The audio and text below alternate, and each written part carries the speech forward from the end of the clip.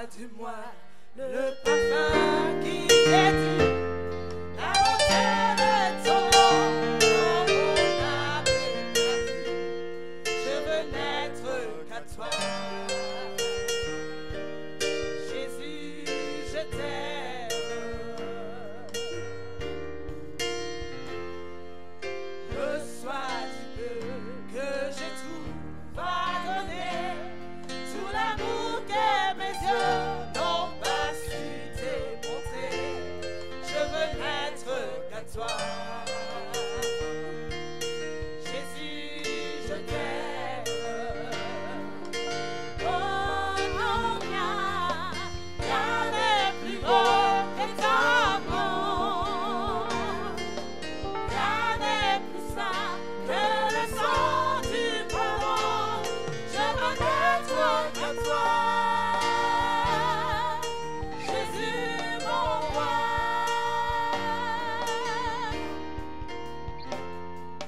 Je ne veux rien que vouloir te louer, adorer ton saint nom et ta fidélité. Adore-le encore ce soir. Alléluia. Merci Seigneur pour ta présence. Oh Jésus, je t'aime. Je veux porter et laver à ta croix mes pensées de mon cœur dans le cœur de tes bras. Je veux n'être qu'à toi. Jésus, je t'aime.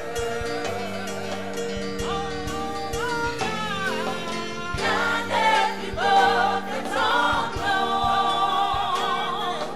Rien n'est plus sain que le sang du pardon.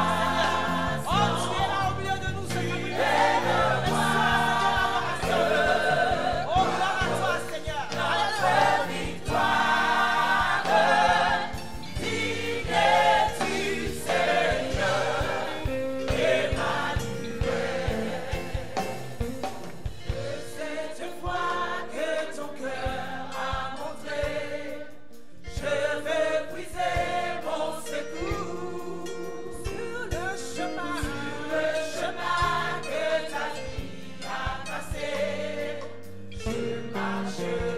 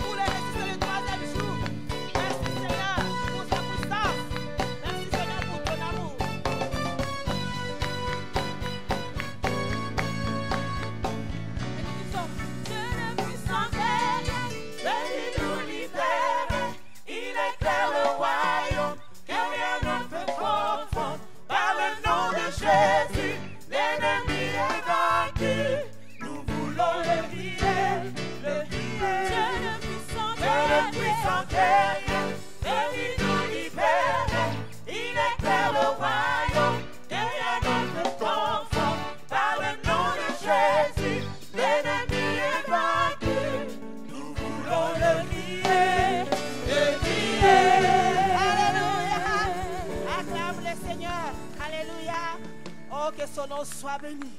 Il est notre roi, notre Seigneur. Oh, toute joie est pour nous, que Christ est mort pour nous. Oh, il a libéré nos familles. Il a libéré nos vies, mes bien-aimés. Quelle grâce, quel privilège, quelle faveur. Oh, merci Seigneur. Nous avons eu ces privilèges-là, nous les femmes, d'être les témoins de sa résurrection. Amen. Je vous prie de vous asseoir.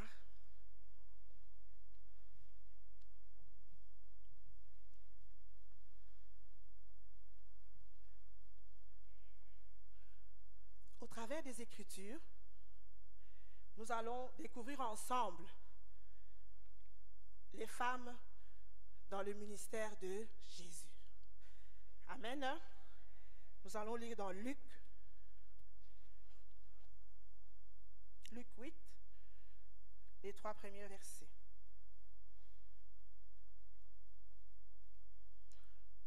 Ensuite, Jésus allait de ville en ville, de village en village, prêchant et annonçant la bonne nouvelle du royaume de Dieu.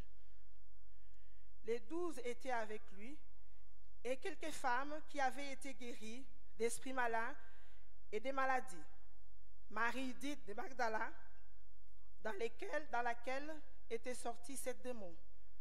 Jeanne, femme de Chouza, intendant d'Hérode, Suzanne et plusieurs autres qui l'assistaient de leur bien. Amen.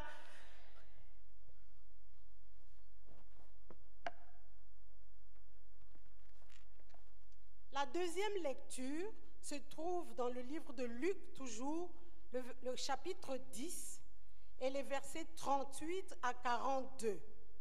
Pendant qu'ils étaient en route, il entra dans un village et une femme du nom de Marthe le reçut dans sa maison. Elle avait une sœur appelée Marie qui s'assit aux pieds du Seigneur et qui écoutait sa parole.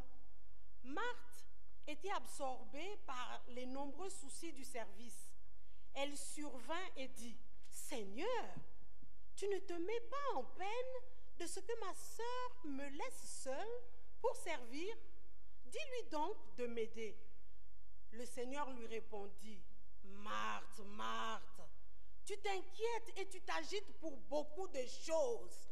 Or, Marie a choisi la bonne part qui ne lui sera jamais ôtée. » Amen.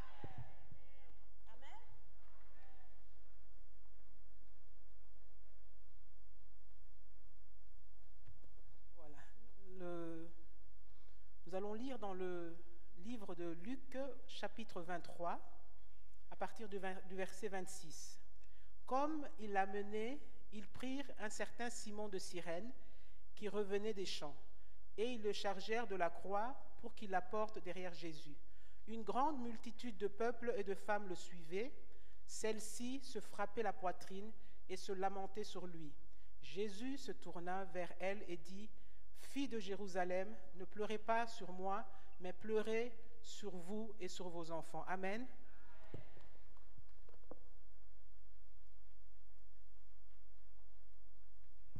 Voilà, nous allons ouvrir nos Bibles dans l'Évangile selon Luc, chapitre 24, et on va lire à partir du verset 1 jusqu'au verset 10. Le premier jour de la semaine, elles, c'est-à-dire les femmes, se rendirent au sépulcre de grand matin, portant les aromates qu'elles avaient préparés. Elles trouvèrent que la pierre avait été roulée de devant le sépulcre, et, étant entrées, elles ne trouvèrent pas le corps du Seigneur Jésus. Comme elles ne savaient que penser de cela, voici, 2 hommes leur apparurent en habits resplendissants. Saisies de frayeur, elles baissèrent le visage contre terre. Mais ils leur dirent, « Pourquoi cherchez-vous parmi les morts celui qui est vivant? Il n'est point ici, mais il est ressuscité. Souvenez-vous de quelle manière il vous a parlé lorsqu'il était encore en Galilée et qu'il disait, « Il faut que le Fils de l'homme soit livré entre les mains des pécheurs, qu'il soit crucifié et qu'il ressuscite le 3e jour. » Et elles se ressouvinrent des paroles de Jésus. À leur retour du sépulcre, elles annoncèrent toutes ces choses aux 11 et à tous les autres. Celles qui dirent ces choses aux apôtres étaient Marie de Magdala, Jeanne, Marie, mère de Jacques, et les autres qui étaient avec elle. Alléluia. Maman Bishop nous a appris aux femmes de parler vraiment quand c'est nécessaire. Mais là, maman avoue, c'était une occasion qui était donnée aux femmes pour parler. La Bible dit, elles ont couru et elles ont annoncé la nouvelle. Alléluia. Femme, regarde autour de toi, regarde à ta gauche, regarde à ta droite, devant, derrière, et dis à la personne assise à côté de toi, dis-lui 3 fois que Jésus est ressuscité. Alléluia. Jésus est ressuscité. Jésus est ressuscité. Jésus est ressuscité. Alléluia. Femmes, soyons fidèles comme nos grandes sœurs ont été fidèles. Que Dieu bénisse sa parole.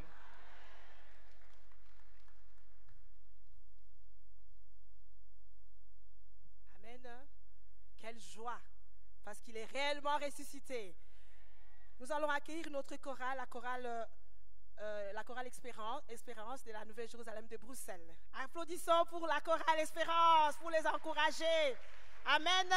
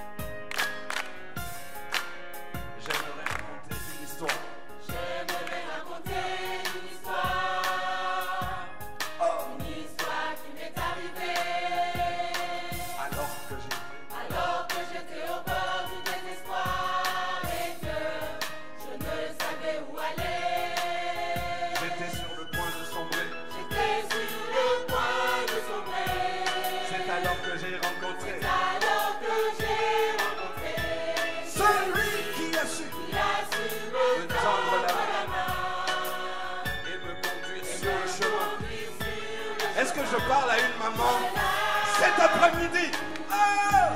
Tout ce que je suis me vient de lui. Tout ce que je suis me vient de lui. Je lui dois la vie. Je cherche des rescapés. C'est pourquoi mes peines, je les dépose.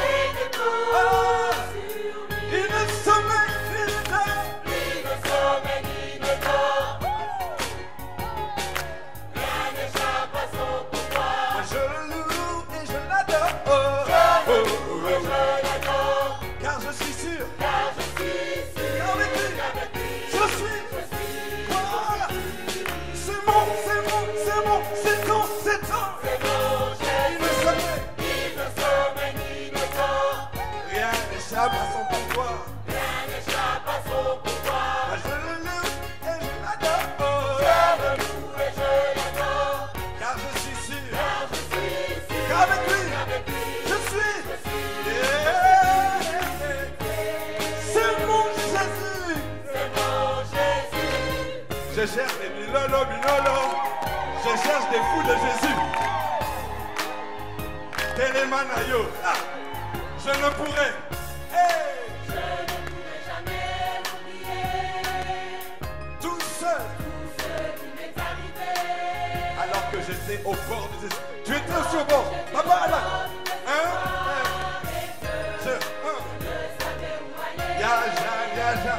J'étais sur le point de sombrer. Tu sais. C'est alors que je l'ai rencontré. Celui qui a su, Papa Jean-Paul, et me conduire sur le chemin. Tu peux marcher la tête levée, ma soeur. Papa, tout ce que je suis me vient de lui. Frères et sœurs, je lui dois la vie. Alléluia. C'est pourquoi mes peines et mes soucis, je les dépose sur celui qui ne sommeille ni ne dort.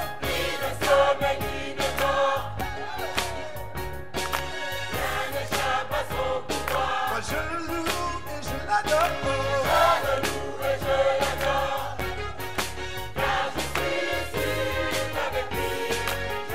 Je suis. C'est bon, c'est ton, c'est bon, c'est ton, c'est bon.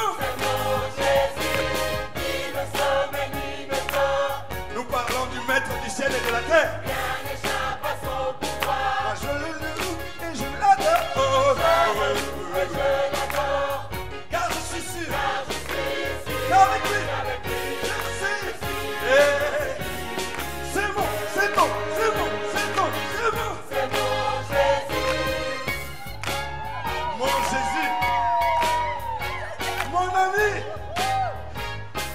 compagnon pour la vie.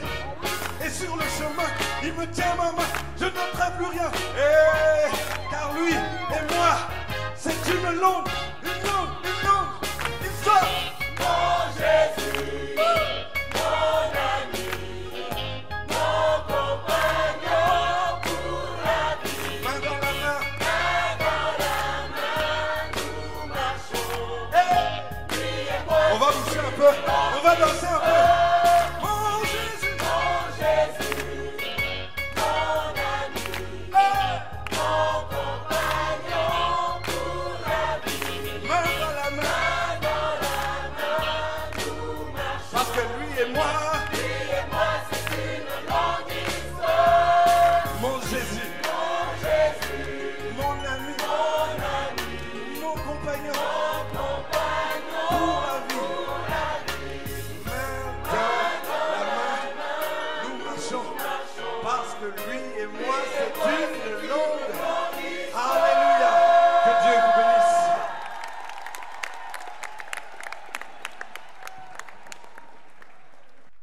Alléluia. Les mamans avec Jésus, c'est une longue histoire. Amen. Hein? Nous allons appeler le pasteur Fernand de la Nouvelle Jérusalem de Schaerbeek. Amen. Hein? Qui va nous expliquer. Vous allez découvrir.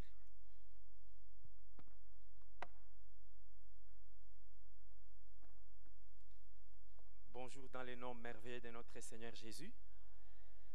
J'aimerais vous entretenir ou vous donner quelques informations concernant l'avenir du cours des religions dans la communauté française ou les écoles de la communauté française.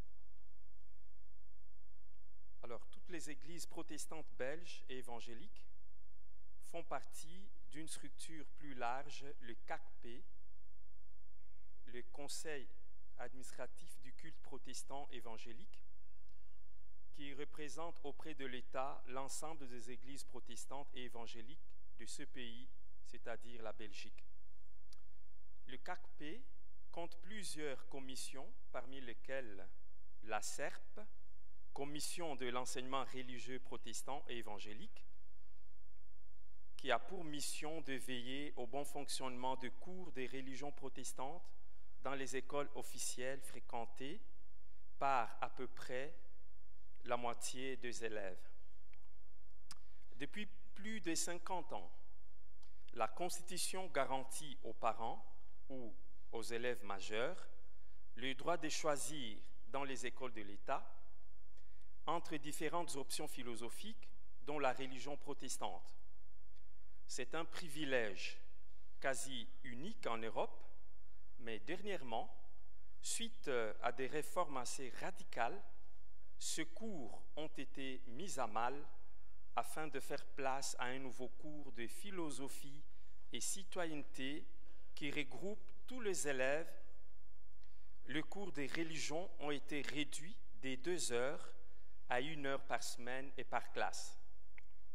Nous aimerions que les églises soient informées de ce qui se passe et aussi sensibilisées par rapport à ce qui risque de se dessiner à l'avenir.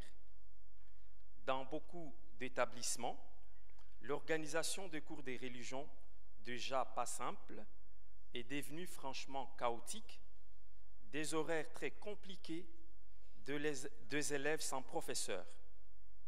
Certains profs multiplient les navettes entre plusieurs implantations et ils reçoivent peu d'encouragement de la part de leur direction ou collègues.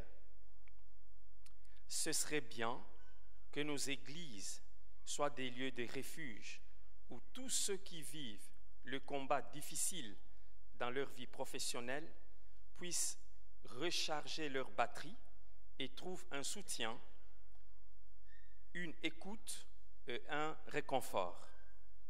Mon but cet après-midi n'est pas de prêcher pour la chapelle de la religion protestante, mais c'est surtout l'avenir de notre société qui me préoccupe. Ceux qui ont pousser pour la réduction de cours des religions aujourd'hui voudraient clairement les supprimer totalement, dès que possible. Cette pression vient principalement du mouvement laïque qui est très influent dans le monde politique et dans le pouvoir organisateur de l'enseignement. Sous prétexte de favoriser le vivre ensemble avec un cours identique pour tous, ils veulent en réalité imposer un discours unique qui efface non seulement les différences objectives entre les différentes religions, mais qui gomme aussi toute référence à la religion. La religion, disent-ils, est une affaire de la vie privée. Il faut garder ses convictions pour soi.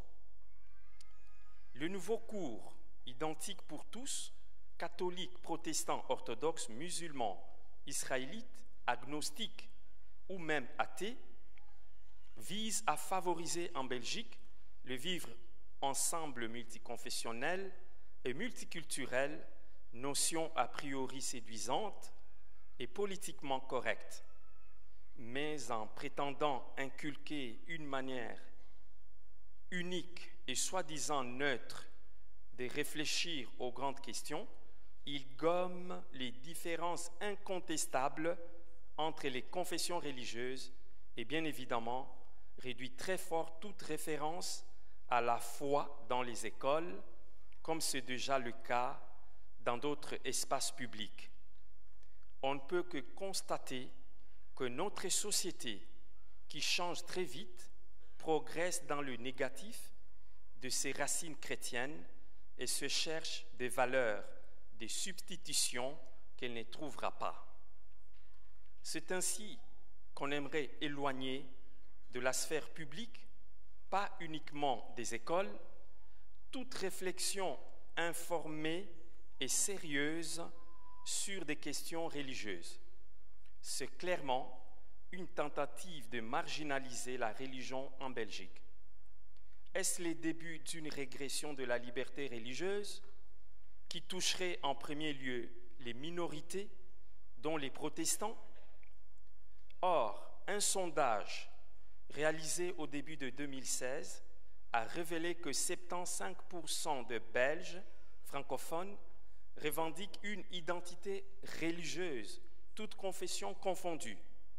Il a été démontré que reléguer les références religieuses et leurs pratiques à la sphère strictement privée se risquait de les couper de la réalité du monde et de la société.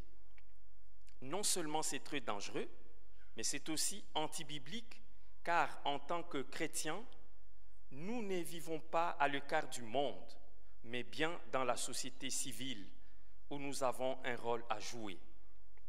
Je tiens à rappeler que le cours des religions protestantes n'est pas une école du dimanche, ni une activité d'évangélisation. Le but n'est pas non plus de démolir ce que les enfants apprennent à l'église, s'ils y vont. Le but, c'est d'amener les élèves à réfléchir sur les fondements de leurs convictions afin d'en tirer les implications pour leur vie dans une société multiculturelle et multiconfessionnelle. Qu'on le veuille ou non, la religion fait partie des racines de notre civilisation. Beaucoup des grands sujets d'actualité ont une dimension religieuse. Je crois profondément que la coexistence dans la grille horaire des plusieurs options philosophiques enseignées par des professeurs qui connaissent leur matière, cela favorise vraiment le dialogue et une meilleure entente entre les différentes communautés. Si nous voulons que nos églises soient ouvertes sur le monde, ouvertes au dialogue avec les gens qui pensent autrement, pouvons-nous rester couchés par terre pendant que le rouleau compresseur de la pensée unique sans Dieu nous passe dessus?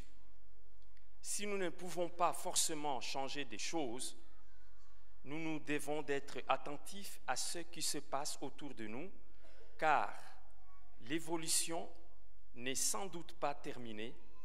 Il est probable que d'autres choses soient en préparation. Il convient donc de prier pour les décideurs, les politiques, nos contemporains, la juste compréhension de notre place dans la société. Qu'est-ce qui va se passer pratiquement pour rester dans ce cours des religions? Dans la première quinzaine du mois de mai, vous recevrez, donc les parents, vous recevrez un formulaire à remplir pour le choix du cours des religions pour vos enfants. Vous devez le remplir, le dater et le signer. Ces documents est à remettre au plus tard le 1er juin. Passé ce délai, l'enfant risque de se retrouver là où vous ne voulez pas qu'il soit. Si vous entendez parler du moindre dysfonctionnement dans le cours des religions, par exemple, si vous apprenez qu'il y a dans votre entourage des enfants inscrits à la religion protestante, mais à qui on dit qu'il n'y a pas de professeur, ou s'ils font l'objet des pressions d'abandonner le cours des religions au profit d'une autre option, pourriez-vous nous en faire part directement ou via votre pasteur ou responsable d'église? Voici le canal de communication par lequel vous pouvez transmettre vos doléances. La SERP, donc c'est l'adresse email, la SERP, lacerpe.be@gmail.com. Il y a aussi les sites www.cerpe.be.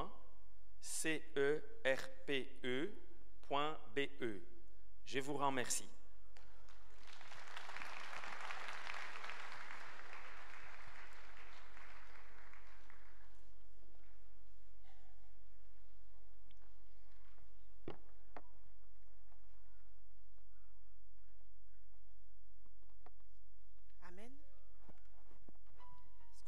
S'élever, nous allons prier pour ces sujets ici.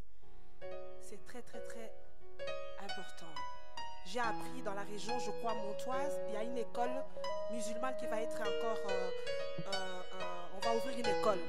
Alors vous imaginez, nous allons prier juste pour 1 minute avant de préparer nos cœurs à l'écoute de la parole du Seigneur. Amen. La prière d'ensemble a une grande efficacité. Ouvrez nos bouches, les mamans, prions. Du Seigneur, aide-nous. Oh Seigneur, merci. Nous te prions, Père de gloire, pour ces problèmes, Seigneur, de religion, d'école. Nous te prions, Seigneur, que tu puisses toucher, Seigneur, les autorités. Tu puisses toucher, Seigneur, Père de gloire. Oh, les autorités que tu as établies, Seigneur, dans ce pays, dans ces continents, l'Europe et partout ailleurs, Seigneur. Nous te prions que pour, Seigneur, que ton évangile, Seigneur, puisse pénétrer dans le cœur de nos enfants, Seigneur, qui sont en train de grandir dans ces lieux. Te bénissons parce que tu es le Dieu fidèle, le Dieu de miséricorde que nous avons invoqué depuis vendredi jusqu'à ce jour, Seigneur. Lève-toi et agis. Lève-toi, Seigneur, et agis, Seigneur, dans nos vies. Agis dans nos familles. Agis, Seigneur, dans le cœur, oh, de tes enfants. Agis encore, Père de gloire. Nous avons besoin de toi. Que ton nom soit béni, Seigneur. Oh, nous allons préparer nos cœurs à l'écoute de la parole de Dieu. En chantant ces cœurs, abrite-moi. Alléluia. Oh Seigneur, merci. Oh, tu es le roi de gloire. Abrite-nous encore, Seigneur.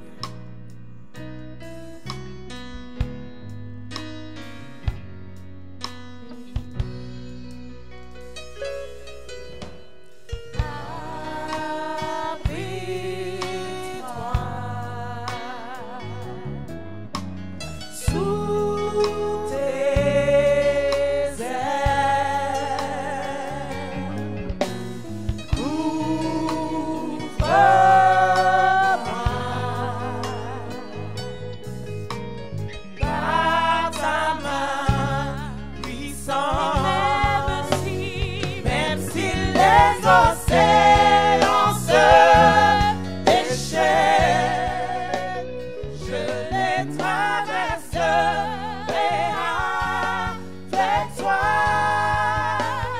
Terre, tu domines les tempêtes, je suis tranquille, car tu es là.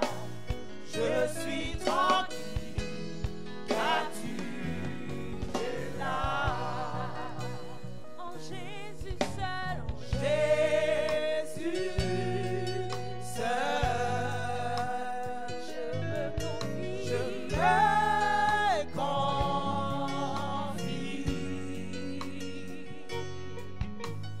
Il me donne force, année, puissance. En Jésus seul, en Jésus seul, je me confie.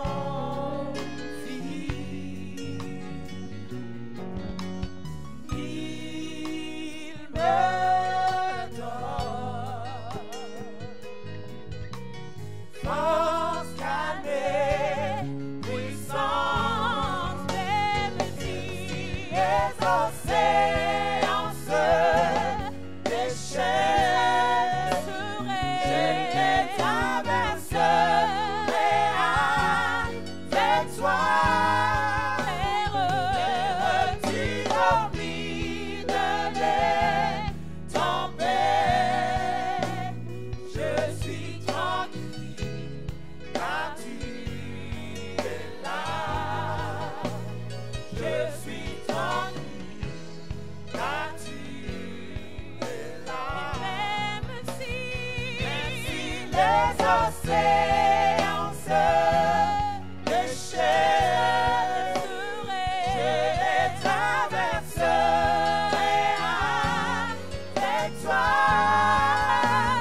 Terre, tu domines les tempêtes, je suis tranquille, car tu es là. Je suis tranquille, car tu es là. Je suis tranquille, je suis tranquille, car tu es là. Je suis tranquille, je suis tranquille, car tu es là. Oh, nous allons prier pour nos cœurs. Seigneur, merci. Prie pour ton cœur, pour la parole de Dieu qui va être prononcée en ces lieux. Prie pour ton cœur. Que tu sois réceptive à cette parole qui va sortir. Que tu sois sensible à l'Esprit du Seigneur. Seigneur, merci pour ta parole. Nous te bénissons parce que tu es Dieu. Parle à nos cœurs encore, Seigneur. Parle à nos pensées. Parle à nos vies, Seigneur. Oh, car ta parole libère. Ta parole nous donne la vie. Nous te prions pour ton amour, Seigneur. Toi qui es mort et ressuscité. Tu as versé ton sang pour nous, Seigneur. Nous élevons ton grand nom. Seigneur, parle-nous encore. Au nom de Jésus. Amen. Alléluia. Nous allons faire directement la confession de notre foi de l'Église universelle. Nous disons tous ensemble: je crois en Dieu, le Père Tout-Puissant, Créateur du ciel et de la terre. Je crois en Jésus-Christ, son Fils unique, notre Seigneur, qui a été conçu du Saint-Esprit et qui est né de la Vierge Marie. Il a souffert sous Ponce Pilate, il a été crucifié, il est mort, il a été enseveli. Il est descendu au séjour des morts. Le troisième jour, il est ressuscité des morts. Il est monté au ciel. Il s'est assis à la droite de Dieu, le Père Tout-Puissant, et il viendra de là pour juger les vivants et les morts. Je crois au Saint-Esprit. Je crois à la Sainte Église universelle, la communion des saints, la rémission des péchés, la résurrection du corps et la vie éternelle. Amen. Amen. Veuillez vous asseoir et joyeuse Pâques. La Bible nous dit qu'ils sont beaux, les bouclier de ceux qui annoncent l'évangile. Je viens ici vous présenter, il m'a dit, ma soeur, vous devez me présenter, mais aussi courtement, pas de longs discours. J'avais tout un discours. La personne qui va nous prêcher cet après-midi, il est l'évêque de l'Église de Dieu en France. Je voudrais d'abord vous demander que vous puissiez accueillir son épouse, elle n'est plus étrangère en Belgique, notre sœur Jacqueline Merlin. Est-ce que vous pouvez vous tenir debout? Est-ce que vous pouvez l'accueillir? Elle prêche bien. L'année passée, elle était venue à notre retraite. Donc, ils sont évêques de France. Il est aussi pasteur de l'église qui s'appelle, excusez-moi, je dois chercher bien, c'est l'église, hein, donc il a une paroisse qui s'appelle Église de Dieu, Philadelphie, la main tendue. Cette église se trouve dans le sud de la région parisienne. Ils s'occupent aussi des ministères de couple, ils font des retraites de couple. Ils ont 3 enfants. Frères et sœurs, aidez-moi à accueillir l'évêque Christian Merlot pour la parole de Dieu.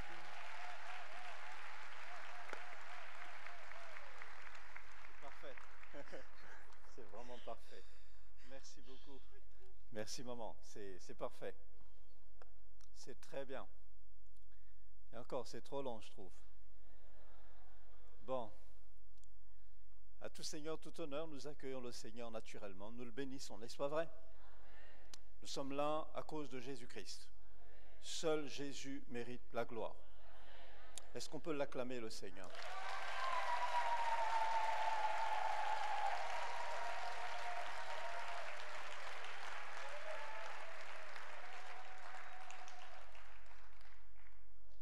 Nous sommes une famille aujourd'hui, nous avons toujours été une famille, l'Église de Dieu. J'ai beaucoup de connaissances et beaucoup d'amis dans l'Église de Dieu ici, la Nouvelle-Jérusalem. Et je disais avec l'évêque que j'ai beaucoup d'appréciation à son égard, à l'égard aussi de maman Rosiane. Beaucoup d'appréciation, évêque, et beaucoup de respect. Je reconnais l'œuvre que Dieu fait dans votre vie et je bénis le Seigneur pour ce qu'il fait dans votre vie. Alors, je reconnais sincèrement le ministère de notre frère, de notre sœur, donc les parents de cette maison. Et je ne veux pas faire d'impair, alors je ne citerai pas d'autres noms ici, parce que je vous aime trop et je n'ai pas envie de vous blesser d'une manière ou d'une autre si je n'ai pas cité votre nom. Alors, simplement, je sais que nous servons tous le Seigneur, main dans la main, pour la gloire de Jésus-Christ. Amen. Vous me permettez de parler comme ça? En tout cas, il y a une chose, c'est que mon épouse et moi, Jacqueline et moi, le pasteur Jacqueline et moi, nous sommes très très heureux d'être là. Nous avions dit à l'évêque et au pasteur Rosiane, on leur avait dit, écoutez, ça fait déjà quelques années maintenant, nous venons simplement juste en coup de vent, mais nous aimerions être au bénéfice vraiment de toute la convention. Et notre prière a été, Seigneur, nous voulons vivre pleinement tout ce que tu as réservé pour nous. Vous voyez, nous sommes égoïstes. Si nous avons dit nous voulons vivre pleinement, pas pour vous, mais pour nous. Je vis pour moi. Ma foi, elle est pour moi. Elle me fait grandir.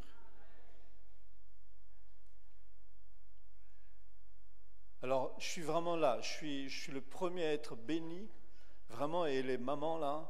Vous savez, j'aimerais vous ouvrir simplement mon cœur.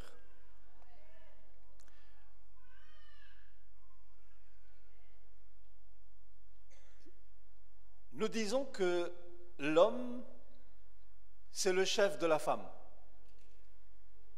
C'est vrai, c'est pas vrai? Bon.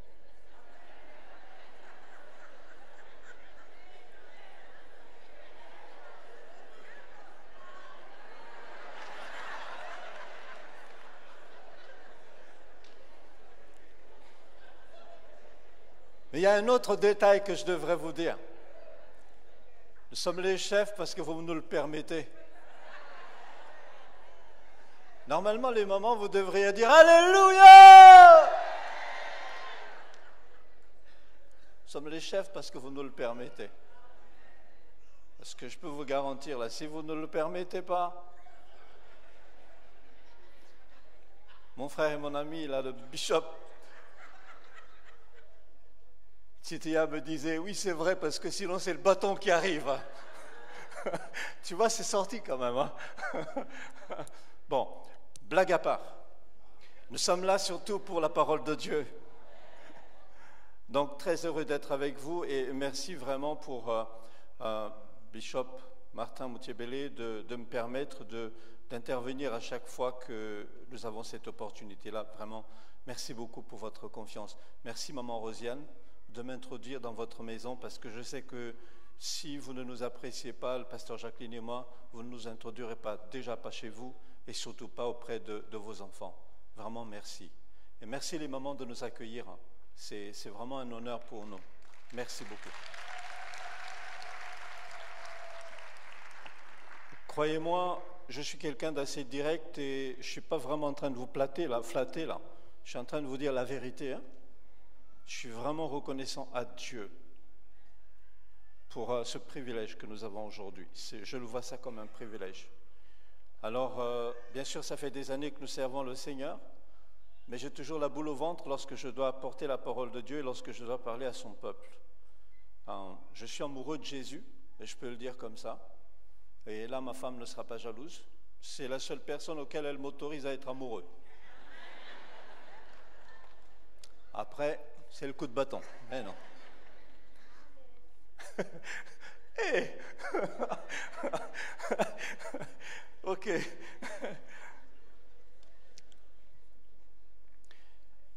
Alors, il m'a été assigné la responsabilité de m'entretenir avec vous cet après-midi à propos du thème, déjà de quoi? Miséricorde et hospitalité. Miséricorde et hospitalité. Mais avant cela, j'aimerais que vous preniez la main de votre bien-aimé à côté de vous, vous lui fassiez un beau sourire. Alléluia.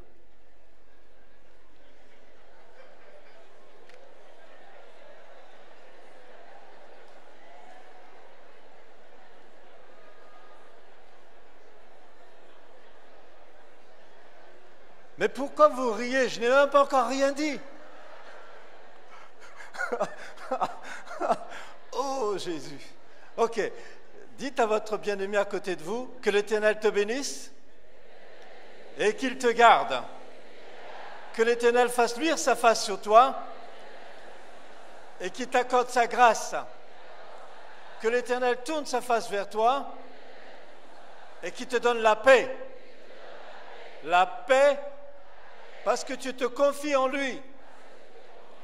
Nous vivons pour faire la différence dans un monde en effervescence. Car si nous vivons pour le Seigneur. Et si nous mourrons pour le Seigneur. Soit donc que nous vivions, soit donc que nous mourions. Nous sommes au Seigneur. Tu es béni. Je suis béni. Nous sommes bénis. Alléluia.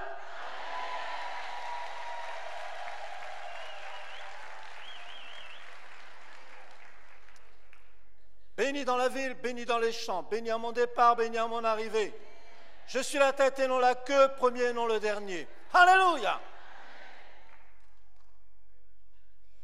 Je disais donc que le thème de notre convention cette année, j'ai bien dit le thème de notre convention, je me le suis approprié, c'est notre convention, c'est la miséricorde. Ainsi, il m'a été assigné donc par le bishop Martin Moutier-Bellé et le comité d'organisation d'aborder le sujet de la miséricorde associée à l'hospitalité. Je crois sincèrement que la miséricorde ne peut pas être justement dissociée à l'hospitalité. Concrètement, l'un est la manifestation tangible de l'autre. On ne peut pas être miséricordieux sans exercer l'hospitalité. Gens, ils ne m'ont pas compris. On ne peut pas être miséricordieux sans exercer l'hospitalité. Peut-être que là-bas, ils vont mieux me comprendre. On ne peut pas être miséricordieux sans exercer de l'hospitalité. C'est pas possible. Ils sont mieux là. Est-ce qu'on peut dire Amen bien fort?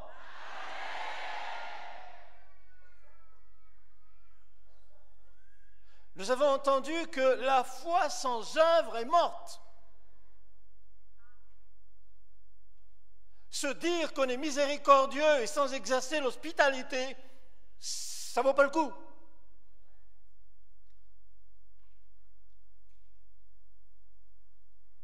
Et je n'ai pas encore cité le passage. Lisons ensemble un texte qui me paraît peut-être le plus approprié, en tout cas pour cet après-midi. Je m'excuse les mamans, je ne m'adresserai pas forcément à vous de manière particulière en se disant que ce moment c'est votre moment, mais je vous promets que je crois que le Saint-Esprit a prévu quelque chose de particulier pour chacun d'entre nous ici. Et croyez-moi que je suis un de ceux en tout cas qui croient vraiment dans la valorisation de la personne. Bien sûr, valoriser Jésus-Christ, promouvoir Jésus et valoriser l'être humain. Et valoriser en particulier l'épouse, la femme, le sexe féminin, à cause de tout ce qu'elle peut vivre parfois de terrible. Je suis un de ceux qui croient en ça, que dans le corps de Christ, même parfois même dans le corps de Christ, nous disons parfois que nous sommes miséricordieux, mais nous sommes très très durs, les uns avec les autres, et en particulier envers les épouses, envers les sœurs. Mais là n'est pas mon but cet après-midi. Michée, chapitre 7, versets 18 à 20. Quel Dieu est semblable à toi, qui pardonne l'iniquité, qui oublie les péchés du reste et de ton héritage? Il ne garde pas sa colère à toujours, car il prend plaisir à la miséricorde. Il aura encore compassion de nous. Il mettra sous ses pieds nos iniquités.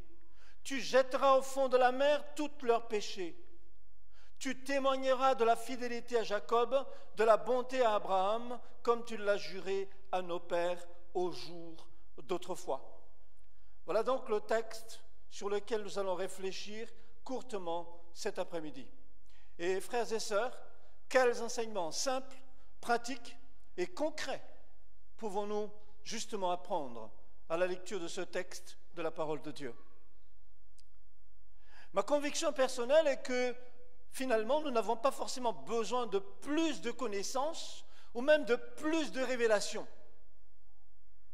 Mais il suffit d'un détail, de corriger un détail, et nous entrons dans notre percée dans la vie. Il suffit juste d'enlever un petit détail, juste un petit détail. Nous n'avons pas besoin de grandes révélations. Il y a quelques temps de cela, je me suis aperçu que l'amour de Dieu pour moi est réel, véridique, tangible. Et je me suis entendu dire à Dieu, Seigneur, je n'ai plus besoin que tu me dises que tu m'aimes. Je crois que tu m'aimes et j'accepte que tu m'aimes. Tu as assez fait comme ça pour que je doute encore de toi. Je crois que tu m'aimes. Merci pour ces 2-3 amens qui ont bien compris la pensée. Parfois, nous doutons de l'amour de Dieu. Mais Dieu nous aime tellement. Que voulons-nous encore que Dieu fasse pour que nous puissions enfin vivre toutes les grâces et les bénédictions qu'il nous a déjà réservées? Dieu nous a déjà tout donné. Il nous a bénis de toutes sortes de bénédictions.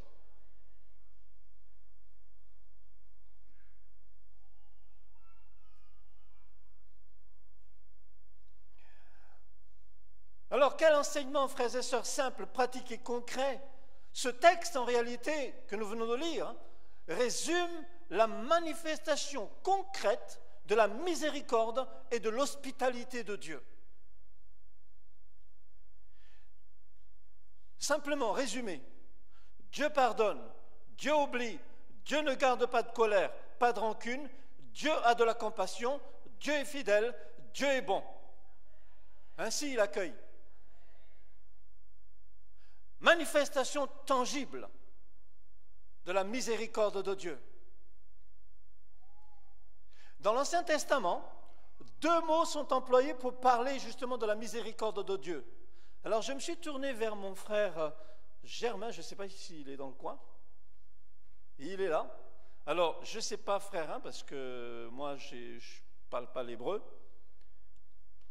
Mais en tout cas, je lui ai posé la question, je lui ai demandé, frère, comment on peut dire ça le mieux possible en hébreu? Il me l'a donné le mot, mais bon, voilà. En tout cas, moi je le dis, Rahaimim. Je l'ai dit, frère.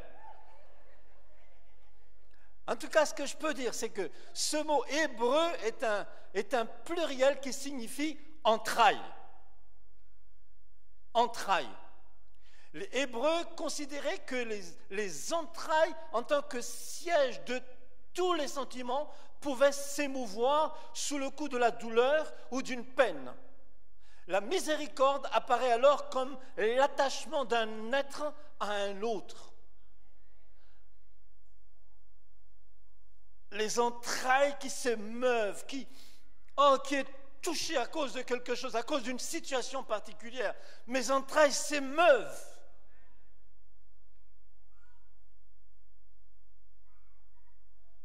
Alors je vais vous ouvrir un petit peu la porte de notre maison et de notre foyer. Récemment, notre fille donc a accouché de son premier fils. Et vous savez, et je pense, combien d'entre vous ici, vous êtes des grands-parents? On m'a dit qu'on change quand on devient grand-parent. On devient gâteux. Mais je ne savais pas que ma femme, elle allait devenir, dès qu'elle voit son petit-fils, ses entrailles s'émeuvent. Il n'y a plus personne d'autre qui existe sauf son petit-fils, ses entrailles. Et j'ai vu ça avec papa et maman Bishop, là. Dès que les petits-fils ils arrivent, il n'y a plus personne qui existe, il n'y a que les petits-fils. Maman.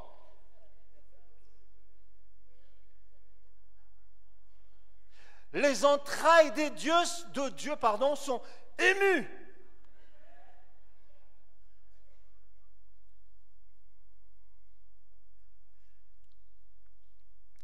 Donc, la miséricorde est d'abord une caractéristique de Dieu lui-même, qui est pris aux entrailles pour sa création.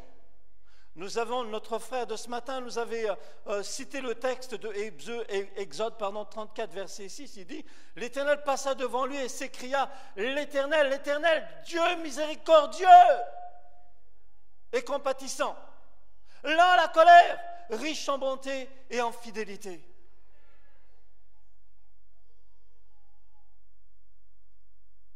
Mais le terme « Rahaim » désigne surtout l'attachement qui unit Dieu à l'être humain. Non seulement il est ému dans ses entrailles, mais ça l'unit à nous, comme si les entrailles de Dieu frémissaient en pensant à l'homme. Il s'émeut avec tendresse comme un père ou une mère à l'égard de ses enfants. Jérémie chapitre 31 verset 20 nous dit « Éphraïm est-il donc pour moi un fils chéri, un enfant qui fait mes délices? Car plus je parle de lui, plus encore son souvenir est en moi. Aussi mes entrailles sont émues en sa faveur. J'aurai pitié de lui, dit l'Éternel. À chaque fois que Dieu pense à toi, ses entrailles sont émues. À chaque fois que Dieu pense à moi, ses entrailles sont émues. À chaque fois que Dieu pense à toi.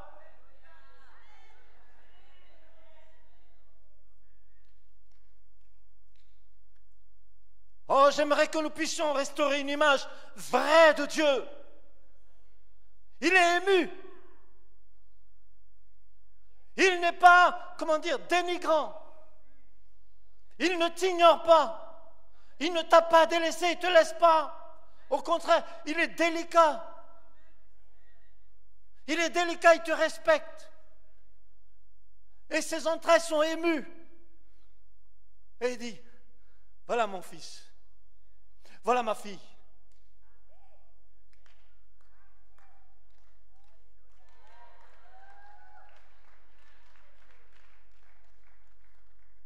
Frères et sœurs, changeons nos pensées sur Dieu.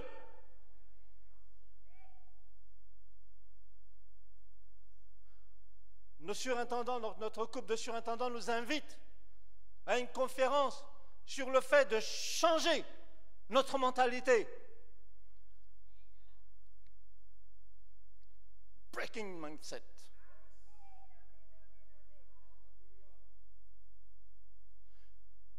Dieu est ému quand il te voit.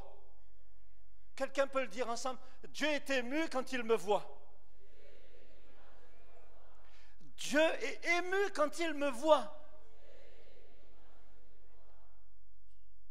Je disais à quelqu'un récemment, je disais, vous savez, lorsque je me sens découragé, je me parle à moi-même. Et je dis, Christian, pourquoi doutes-tu?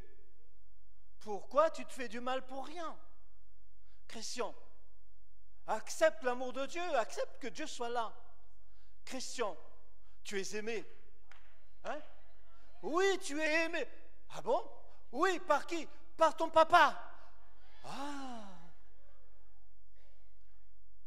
Et soudainement, mes yeux pleurent. J'ai beaucoup apprécié le cantique là de, je crois que c'est la chorale Espérance, simplement merci. Merci. Merci Père pour tes entrailles qui s'émeuvent à mon égard. Parce que tu ne m'as pas délaissé, Seigneur. Parce que tu ne m'as pas laissé là où j'étais, Seigneur. Merci, Papa. Merci.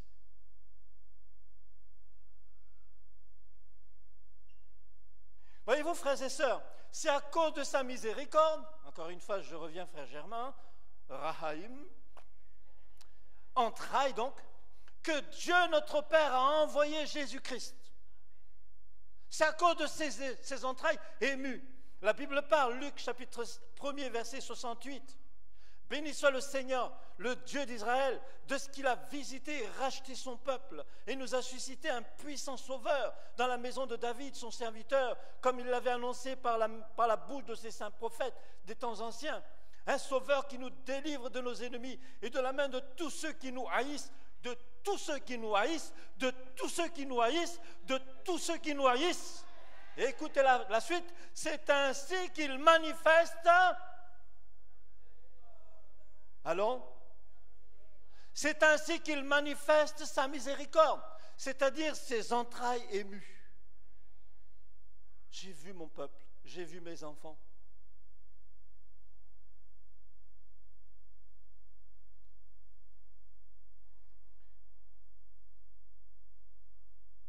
Il nous est dit, versets 78-79, grâce aux entrailles de la miséricorde de notre Dieu, en vertu de laquelle le soleil levant nous a visités d'en haut, pour éclairer ceux qui sont assis dans les ténèbres et dans l'ombre de la mort, pour diriger nos pas dans le chemin de la paix, à cause des entrailles de la miséricorde de notre Dieu.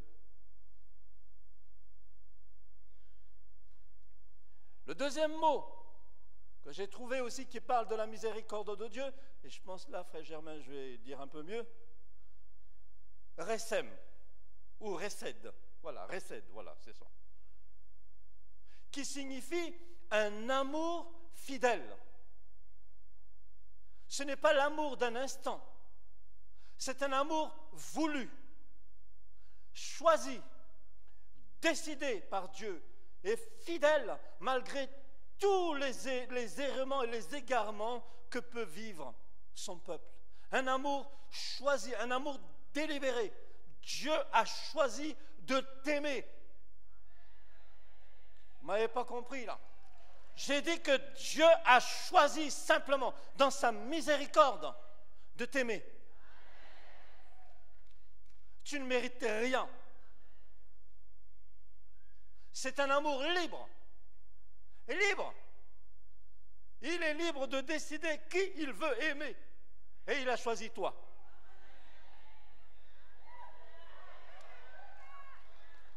Vous savez, je peux paraître comme un homme de spectacle, hein, mais je peux vous dire une chose, ça bouillonne à l'intérieur de moi. Et si j'étais à votre place, en fait, moi, si on me dit qu'on m'aime, je ne sais pas moi. Allons. Si on me dit, sans rien mériter, parce que dans notre société d'aujourd'hui, c'est quoi? Il faut tout mériter. Il faut tout mériter. Mais là, il n'y a rien à mériter. Rien. Tu as été choisi, Dieu t'a choisi et il a choisi de t'aimer librement. Et il a en plus dans un amour fidèle.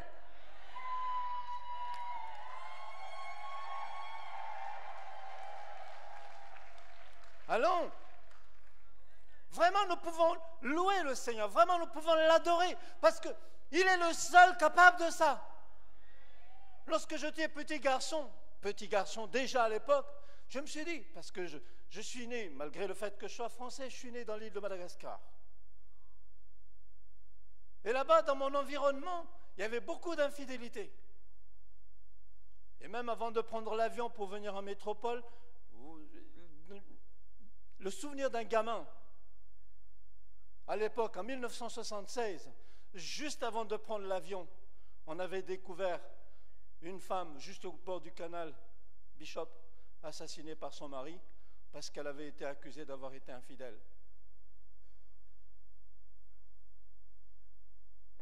Et ça a trottiné dans l'esprit de l'enfant qui était à l'époque. Et je me suis dit, maman, comment trouver une femme fidèle?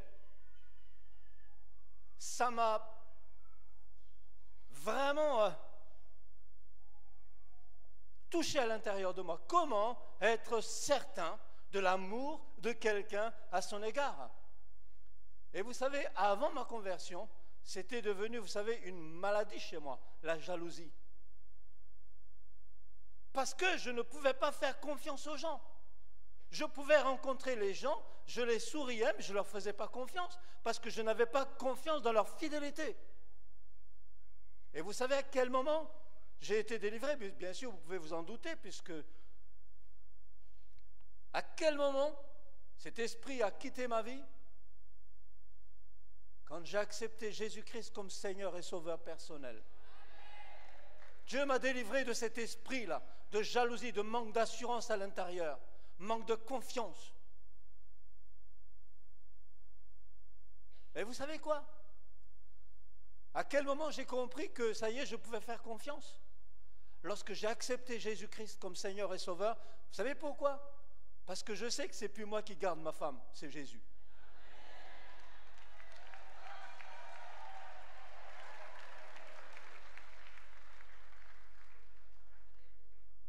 Il est fidèle.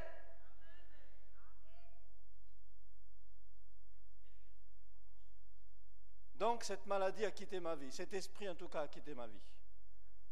C'était un vrai problème chez moi.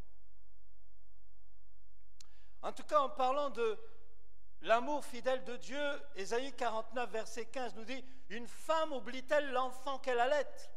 N'a-t-elle pas pitié du fruit de ses entrailles? Quand elle l'oublierait, moi, je ne t'oublierai point. » Vous avez perdu l'occasion de vous réjouir. Vous avez perdu l'occasion de vous réjouir et de crier bien fort « Alléluia ! Merci Seigneur ! Parce que toi, tu ne m'oublies pas. »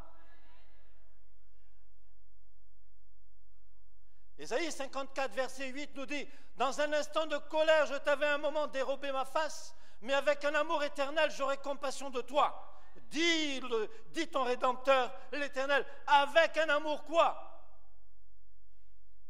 Avec un amour éternel. Ésaïe 54, verset 10 nous dit « Quand les montagnes s'éloigneraient, quand les collines chancelleraient, mon amour, c'est-à-dire ma bienveillance. Hein, notre frère Germain le disait. Je suis désolé frère, je te cite trop là. Ne s'éloignera point de toi, et mon alliance de paix ne chancellera point, dit l'Éternel qui a compassion de toi. Quand les montagnes s'éloigneraient, quand les collines chancelleraient, quand les montagnes s'éloigneraient, Dieu fera tout comme il promet.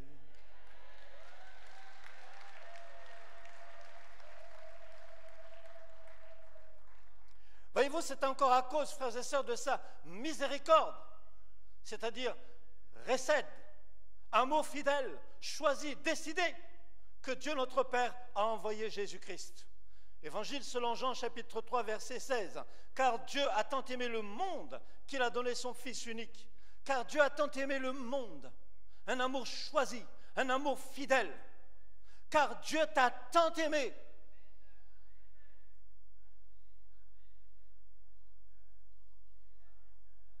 Car Dieu t'a tant aimé. Oh, faisons-nous la grâce ce matin, cet après-midi, pardon, faisons-nous la miséricorde d'accepter simplement l'amour de Dieu. Ne doute pas de ça. Dieu t'aime.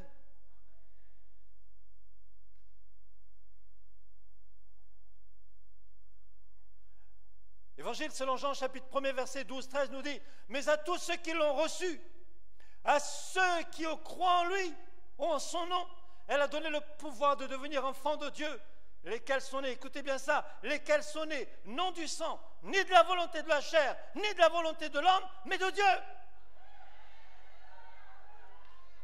Tu es né de nouveau si tu as Jésus-Christ dans ton cœur. Tu es né de nouveau, non pas de la volonté de la chair, non pas de la volonté du voisin, non pas de la volonté d'un tel, mais de la volonté propre, souveraine de Dieu. Parce qu'il t'aime, parce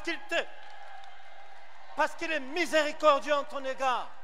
Bishop, merci pour le sujet. Il t'a accueilli.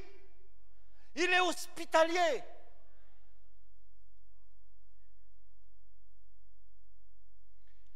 Voyez-vous, la définition justement de l'hospitalité, à elle seule, c'est l'accueil de l'étranger ou de ce qui est différent de soi. Dieu nous a accueillis malgré le fait que nous soyons différents de lui.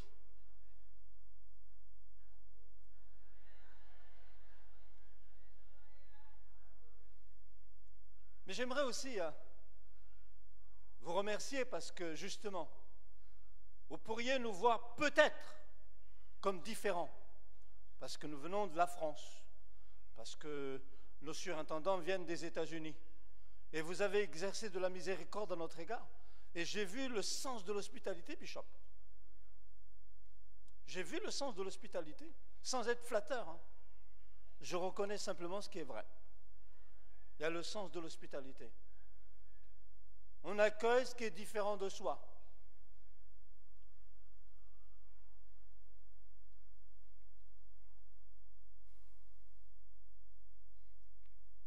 Et dans le contexte de notre monde, bien entendu, en effervescence, cela est rudement mis à l'épreuve.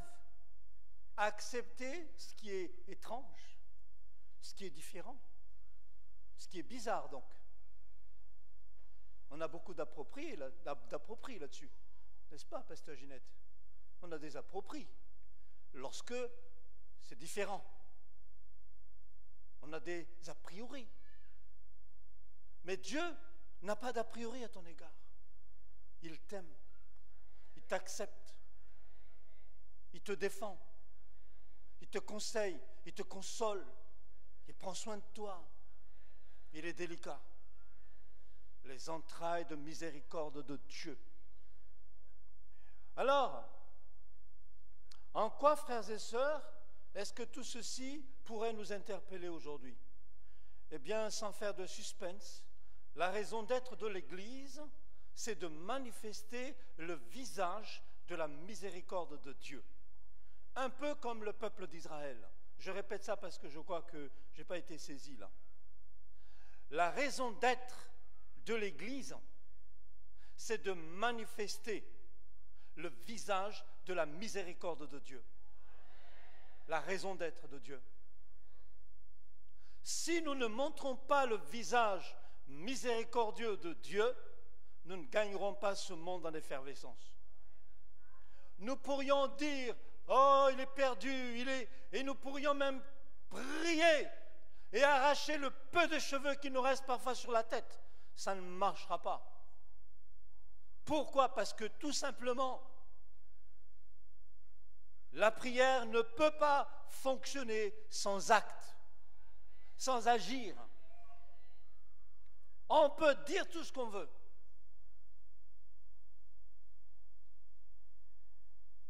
Tu peux prier comme tu veux. D'ailleurs, le monde entier prie. Il n'y a pas de changement pour autant. Mais si tu pries et que tu agis, il y aura un changement. Et si tu agis en démontrant ce visage miséricordieux de Dieu. Quand je parle de visage miséricordieux, nous étions avec le surintendant et mon épouse et moi-même, nous revenons de l'île de la Réunion. Et donc on a eu un temps formidable de service. Comme d'habitude, vous savez, les boss, généralement, ils vous font bosser. Donc ils nous ont fait bosser. Une fois qu'ils nous ont fait bosser, ils ont pris l'avion, ils sont partis, puis ils nous ont dit, continuez à bosser. Et c'est ce qu'on a fait. Pendant une semaine, donc, on a travaillé avec le pasteur de là-bas. Et juste le jour, avant que nous prenions l'avion, il y a eu quelque chose qui s'était produit. Une personne est venue me voir, puis la personne m'a posé une question. Pasteur, qu'est-ce qui est meilleur, avant ou maintenant? La personne connaissait l'histoire et je lui dis avant. Elle me dit, mais pasteur, qu'est-ce qu'on peut faire? Je dis, ça ne dépend que de toi. Tu peux retourner et avoir un autre cœur que celui qui est méchant aujourd'hui. Elle me dit, comment ça? Je lui dis, écoute, tu sais quoi? Puis elle s'est assise à côté de moi, cette personne, puis je lui ai dit, tu sais quoi? Ce matin, je pensais à toi et je priais Dieu, je lui ai dit, trop de souffrance pour pas grand-chose. Tu permets à beaucoup trop de souffrance pour venir dans ta vie et qui te mine la vie et qui t'empêche de vivre vraiment les grâces et les bénédictions de Dieu. Bien souvent, nous permettons aux souffrances de venir nous gâcher la miséricorde de Dieu à notre égard. Je ne dis pas que les souffrances n'existent pas. Je sais que les souffrances existent. Je sais que beaucoup ont vécu des moments pénibles, des moments difficiles. Mais j'ai dit à cette personne, j'ai dit, mais maintenant, accepte simplement le risque d'être aimé. J'ai dit à la personne, accepte d'être aimé. Je lui ai dit, tu sais quoi? Terriblement, et je pouvais m'ouvrir à elle, je lui ai dit, terriblement, pasteur Jacqueline et moi, nous t'aimons. Terriblement, tes pasteurs t'aiment. Terriblement, ton environnement, ton mari t'aime. Terriblement, tes enfants t'aiment. Accepte d'être aimé. Personne ne m'a regardé. Elle a fondu en larmes. Maman, nous avons fondu en larmes ensemble. Vous allez me dire, mais un homme peut pleurer? Oui, un homme pleure. J'ai pleuré et je pleure. Lorsque je me laisse toucher par la miséricorde de Dieu. Voyez-vous, je pouvais fermer mon cœur en lui disant, après tout, je suis l'évêque là, je suis le bishop là, qu'est-ce qu'elle vient me faire à moi là? On n'a qu'à s'envoler là, on n'a qu'à partir et permettez-moi d'être français, qu'elle me foute la paix. Non. Je l'ai regardé, je lui ai ouvert mon cœur et je lui ai dit, trop de souffrance pour rien. Trop de souffrance pour rien. Accepte de laisser le passé partir et laisse-toi aimer. Laisse-toi aimer. C'est à cela que je nous invite cet après-midi. Bishop, j'ai fini mon message.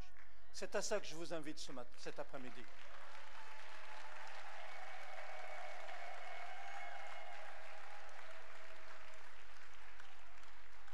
L'onction de Dieu est là, sans être manipulateur, sans essayer d'être, vous savez, de dire des choses pas vraies. L'onction de Dieu est là. Si tu veux simplement saisir cette onction-là et te laisser aimer par celui qui t'a tant aimé et qui s'est donné à la croix pour toi. Aujourd'hui, il est ressuscité, tu peux te réjouir, hein, mais laisse-toi aimer. Je sais que, et là, maman, je disais tout à l'heure, je sais que le Saint-Esprit a quelque chose de spécial, peut-être pour les mamans, mais aussi pour nous les hommes. Vous savez, quand on parle d'hospitalité, on pense souvent aux femmes. Mais ce n'est pas vrai, parce que dans la parole de Dieu, il est dit, à celui qui aspire au rôle d'évêque, il doit être hospitalier. Non pas emmener les gens à l'hôpital.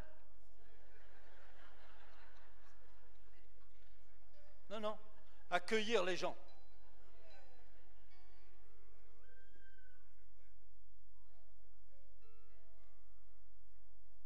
Donc si tu aspires aux hautes responsabilités, alléluia pour ça, mais tu dois être hospitalier, miséricordieux.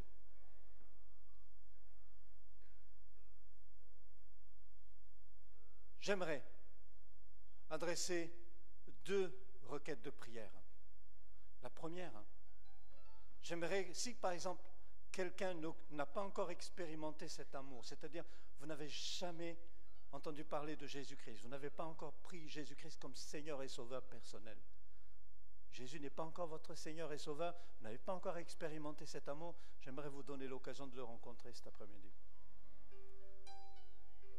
Et la deuxième chose, j'aimerais vraiment, non pas pour vous exposer, d'ailleurs je ne vous demanderai pas de venir sur le devant, il n'y aurait pas de place, mais peut-être, j'aimerais simplement vous demander de vous lever à votre place, surtout si vous avez, vous savez, vécu des moments pénibles et que vous n'arrivez pas à vous en débarrasser.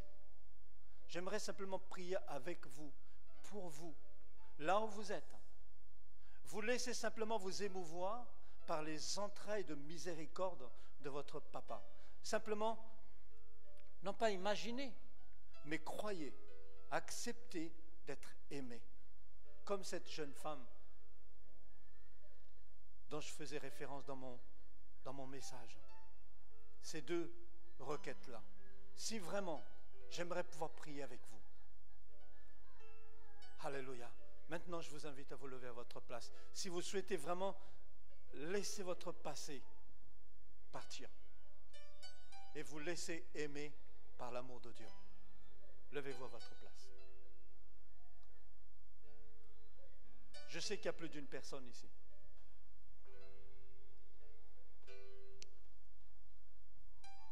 J'ai discuté avec un serviteur de Dieu qui me disait comme quoi, tu sais Christian, dans mon église, il y a au moins 80% de femmes qui ont subi de viols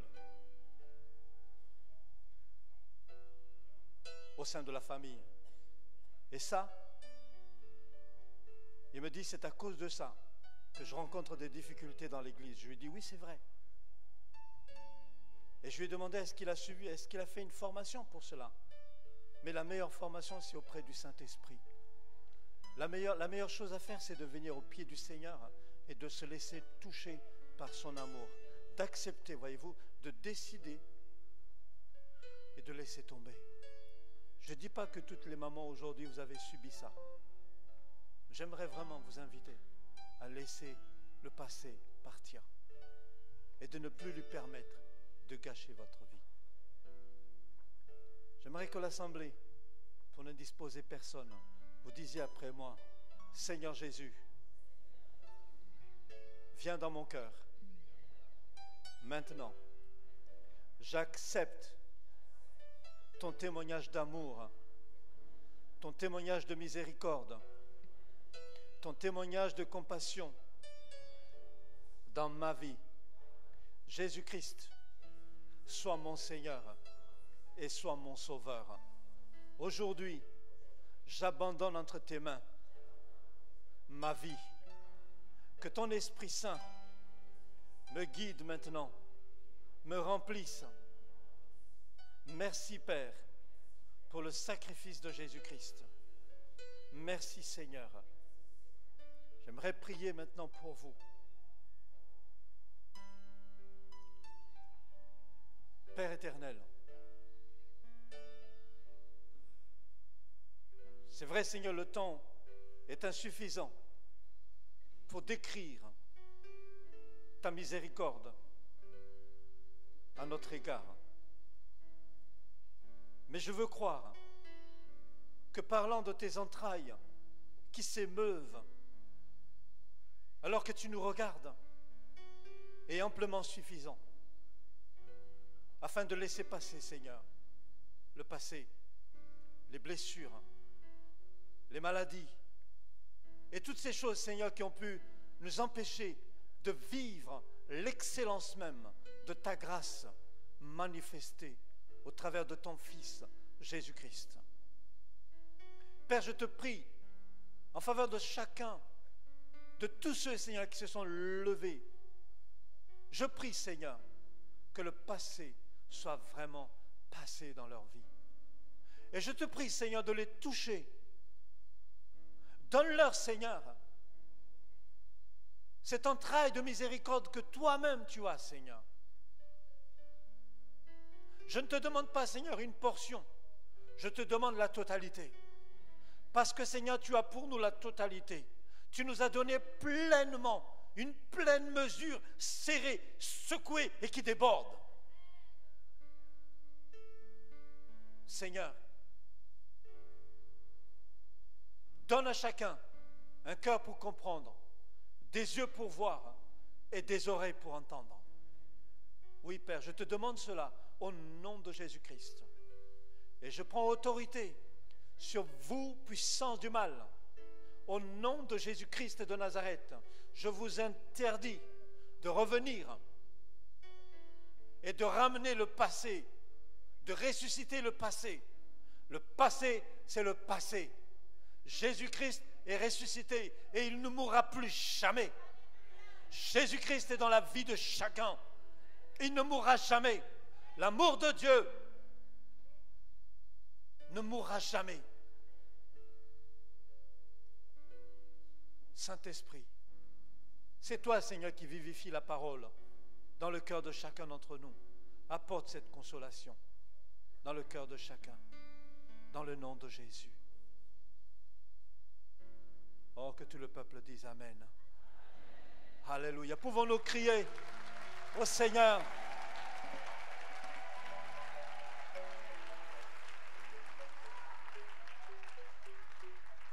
Je me permettrai juste de faire ce chant. Jésus-Christ est Seigneur, il est sorti du tombeau, il est Seigneur. On va le faire ensemble? Alléluia. Juste, j'ai encore 3 minutes. Alléluia. Pouvons-nous nous lever?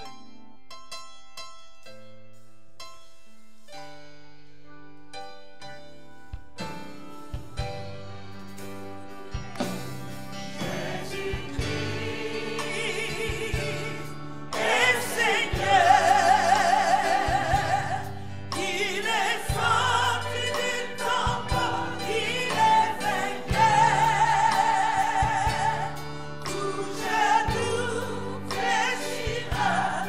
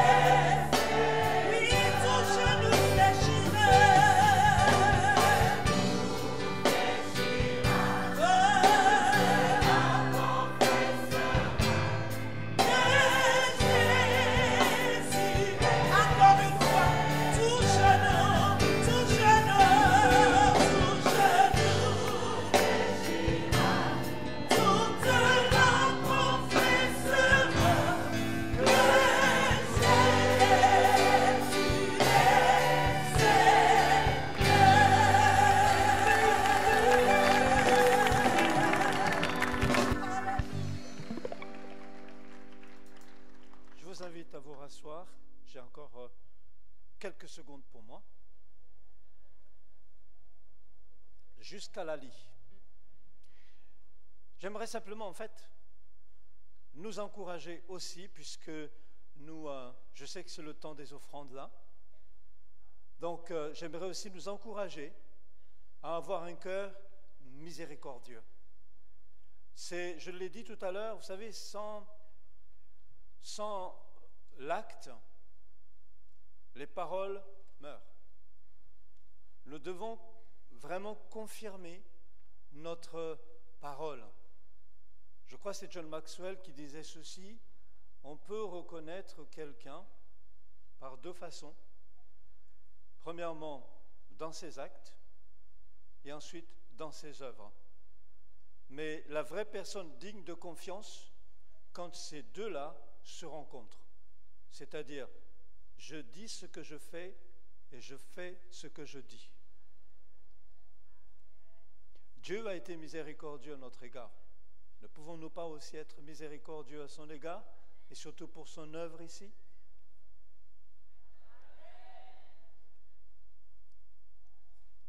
Alors je nous invite à apporter aussi, à nous laisser toucher par le Seigneur et à laisser le Seigneur simplement parler dans notre cœur. Peut-être prier le Seigneur, demandez-lui: Seigneur, voilà. Je sais que tu m'aimes, je sais que tu es miséricordieux à mon égard. Maintenant, Seigneur, comment est-ce que je peux déjà marcher dans un pas de foi? Non pas pour prouver, non pas pour démontrer quoi que ce soit, mais vraiment, Seigneur, j'accepte cet amour pour moi. J'accepte ta miséricorde pour moi. Et si je peux vous encourager dans ce moment d'offrande, vous savez, je sais quoi faire quand j'ai besoin d'argent. Je vais dans la maison de Dieu, je prends mon portefeuille et je donne une offrande. Et je m'attends au centuple. C'est peut-être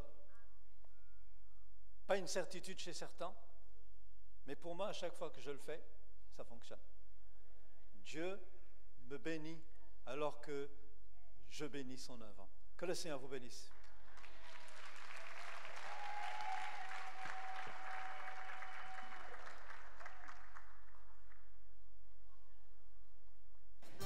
Autant d'offrandes, s'il vous plaît.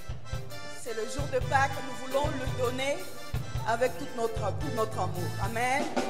Que Dieu vous bénisse.